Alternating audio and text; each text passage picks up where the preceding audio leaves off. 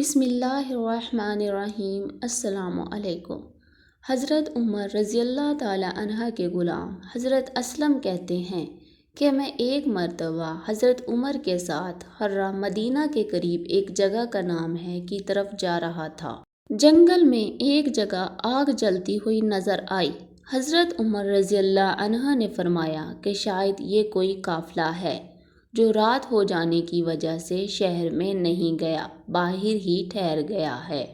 چلو چل کر اس کی خیر خبر لیں، رات کو حفاظت کا انتظام کریں۔ وہاں پہنچے تو دیکھا کہ ایک عورت ہے جس کے ساتھ چند بچے ہیں جو رو رہے ہیں اور چلا رہے ہیں، اور ایک دیگچی چولہے پر رکھی ہے جس میں پانی بھرا ہوا ہے اور اس کے نیچے آگ جل رہی ہے۔ حضرت عمر رضی اللہ عنہ نے سلام کیا اور قریب آنے کی اجازت لے کر اس کے پاس گئے اور اس عورت سے پوچھا کہ یہ بچے کیوں رو رہے ہیں۔ عورت نے جواب دیا، ان بچوں کو کافی دنوں سے پیٹ بھر کھانا نصیب نہیں ہوا اور اب تو یہ حال ہے کہ یہ بچے بھوک سے لاچار ہو کر رو رہے ہیں۔ حضرت عمر رضی اللہ تعالیٰ عنہ نے دریافت فرمایا کہ اس دیگچی میں کیا پک رہا ہے؟ عورت نے کہا کہ اس دیگچی میں پانی ہے۔ میں نے بچوں کو بہلانے کے لیے دیگچی میں پانی ڈال کر آگ پر رکھ دی ہے تاکہ بچوں کو ذرا تسلی ہو جائے کہ کھانا پک رہا ہے اور وہ کھانا پکنے کے انتظار میں سو جائیں۔ اس عورت کی آنکھوں میں آنسو آ گئے اور وہ بولی، امیر المومنین، عمر کا اور میرا اللہ ہی کے ہاں فیصلہ ہوگا کہ امیر المومنین نے میری اس تنگی کی خبر نہیں لیتے۔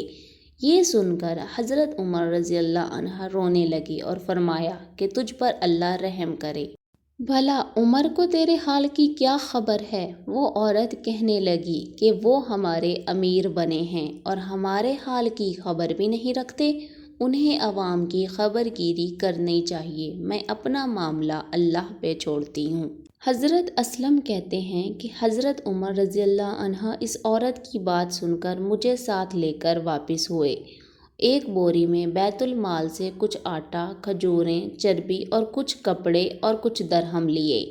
غرض اس بوری کو خوب بھر لیا اور فرمایا کہ یہ میری کمر پر رکھ دو۔ میں نے عرض کیا کہ میں اٹھا لیتا ہوں، آپ اس بوری کو میری کمر پر رکھ دیں۔ آپ رضی اللہ عنہ نے فرمایا، نہیں، میری کمر پر رکھ دو۔ 2-3 مرتبہ جب میں نے اصرار کیا تو حضرت عمر رضی اللہ عنہ نے فرمایا، کیا قیامت کے دن بھی میرے بوجھ کو تم اٹھاؤ گے؟ اس بوری کو میں ہی اٹھاؤں گا، اس لیے کہ قیامت کے دن مجھ سے ہی اس کا سوال ہوگا۔ میں نے مجبور ہو کر بوری کو آپ کی کمر پر رکھ دیا۔ آپ رضی اللہ عنہ نہایت تیزی کے ساتھ اس جگہ تشریف لے گئے جہاں وہ عورت اور بچے موجود تھے۔ میں بھی حضرت عمر رضی اللہ عنہ کے ساتھ تھا۔